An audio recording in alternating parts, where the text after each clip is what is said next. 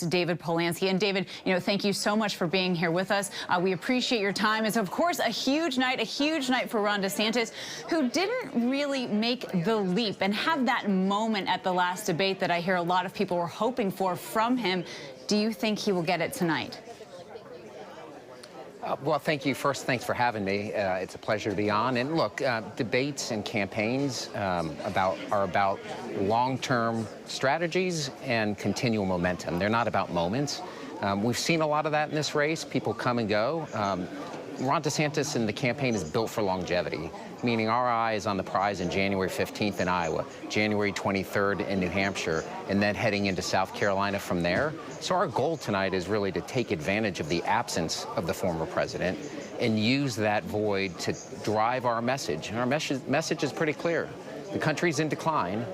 Joe Biden has helped lead it, but you know what? So have Republicans and Democrats in Washington. But most importantly for us is the opportunity to tell people our vision to reverse that decline, and most importantly, what the governor has done in Florida to prove that he can get that done. That's on the economy, that's on immigration, that's on crime. It's even combating COVID and government overreach. And so we're excited about tonight, again, not looking for specific moments, but an opportunity in that void to continue to drive our message.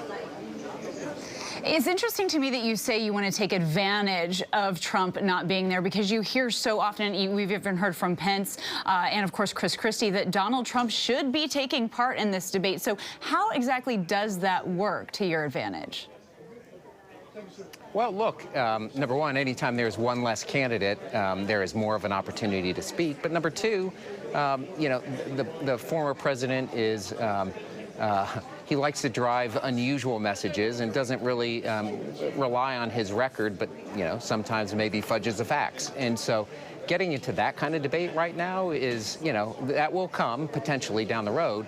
But right now, what these candidates, and specifically Ron DeSantis in particular, wants to do is continue to introduce themselves to this electorate. Donald Trump has near universal name identification with Republicans across the country, and Ron DeSantis has high recognition with voters, but now what he needs to do is be able to fill in the blanks and tell people about his record, his story, being the only veteran in the race, not just that's on stage, but in the entire race. And those are issues and messages that you can use a night like this to drive home. And I'll just point to the fact, by the way, you look even back in history, back in 2015, heading into the 2016 Iowa caucus, when the former president, decided to decline to participate in that Iowa debate, it had lasting long-term political implications for him. You didn't feel at that moment, maybe not the next day, but that helped Ted Cruz defeat him in Iowa. And we are very confident that the more we get to drive our message, and then the more the former president hides from these debates, the more of an opportunity we have, and he will pay a political price for it. Okay, David, let's talk about this poll here. Our colleagues at 538 partnered with the Washington Post and Ipsos for this new poll of likely Republican voters, and it shows that they have the highest expectations for DeSantis tonight, along with Ramaswamy and Haley. So sometimes that can be a dangerous place to be here. Is the governor feeling the pressure? I know you say it's not about moments, but sometimes for voters it is. I think, you know what, I think when you talk about voters, right now we're solely focused on Iowa caucus goers and primary voters in New Hampshire. And we'll move on to South Carolina shortly thereafter. And what our mission is to continue to introduce ourselves to them, but most importantly to outwork the competition, which we are, and out-organize them. And so we're certainly not driven by national polls. We're not driven by any polls in September. What we're driven by is making sure we are built for the long haul. And if you peel back the onion in Iowa and you look at what's on the precipice for us in New Hampshire, we've got the organization. We've hit 58 of Iowa's 99 counties already, and we'll be close to 75 or 80 by the end of next month. That's the kind of hard work, dedication, and organization that it's going to actually take to defeat Donald Trump in Iowa and take him on in New Hampshire and defeat him there too. And we're well on our path there. So tonight's, again, a great opportunity to drive our message to those voters, but it's not the only opportunity, because we are the one candidate that is hitting the ground and seeing them one-on-one in every part of Iowa and soon to be again in New Hampshire. And we keep hearing about Iowa and New Hampshire from you in these early voting states, but you're debating tonight in California. How do you take this message to Californians? Well, look, I think it's really exciting to be in this state, especially with, interestingly, Governor Newsom agreeing to debate Governor DeSantis here, in a couple of months, in a different format. And so I think you see sharp contrast between the two states, and it's actually a great opportunity for us and Governor DeSantis to tell the Florida story, the #1 economy in the state, how he's paid down 25% of Florida's debt already, how he cut taxes and used his governorship to even push down on any spending bills that came his way that were in excess.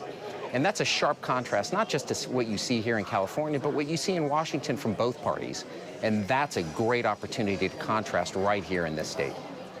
And it's clear that you do not see this upcoming debate with Governor Gavin Newsom as a distraction to your campaign. DeSantis, though, no matter what, is still trailing the clear frontrunner in Donald Trump by double digits, and some polls have actually showed that gap widening. So what are you doing there to catch up? I think if you pay attention to where it matters the most, again, national polls, we haven't found the national primary date on the calendar yet. So when we focus in on Iowa and New Hampshire, which are the two first contests, you actually look at where we are at historically. You saw some public polls yesterday that put us in the low 20s in Iowa and in second place, and in second place again in New Hampshire as well. And what you're seeing is at this point, when Mike Huckabee was trying to vie for the Iowa caucus, he was still in the 6 to 7% range. And when Ted Cruz won it in 2016, at this point he was about 8% in the polls. So sitting at 21% is a great place for us to be at this moment. And I can assure you, with our organization, with the hard work of the governor and his efforts, not just to hit every 99 county, but go back to as many as possible after that, we're going to do what no other campaign is going to do, and that's going to be to earn the trust of Iowa caucus goers in every corner in the state. And no other candidate is going to come close to matching us. And even the former president has ceded that fertile ground to us, and he will pay the political price on January 15th. All right, David Polyansky, Deputy Campaign Manager for Ron DeSantis.